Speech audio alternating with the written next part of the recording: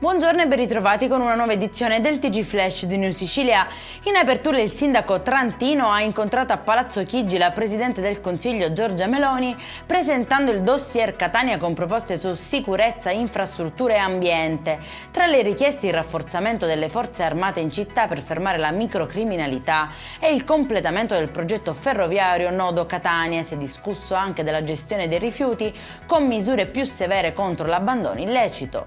E restiamo nel capoluogo etneo dove un parcheggiatore abusivo ha aggredito un turista in via Cristoforo Colombo dopo aver preteso 5 euro per la sosta. Alla risposta negativa l'uomo ha reagito con minacce e colpi all'auto. Provvidenziale l'intervento della polizia che ha arrestato il quarantenne. Durante i controlli è stato trovato anche in possesso di un telefono rubato.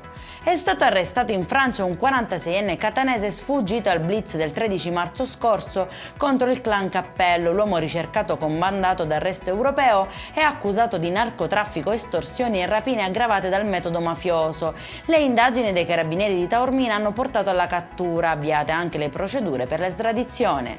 Sequestrati 21 kg di tabacco da masticare illegale privo di contrassegno dei monopoli di Stato. Il destinatario, un cittadino egiziano, è stato denunciato per contrabbando. Il valore della merce è di circa 10.000 euro. E in chiusura ci spostiamo a Castelvetrano nel Trapanese. Il sindaco Giovanni Lentini ha intimato alla regione di rimuovere entro 15 giorni la posidonia accumulata sulla banchina del porto dopo i lavori di dragaggio. Il materiale lasciato lì da settimane ha causato cattivi odori e proteste.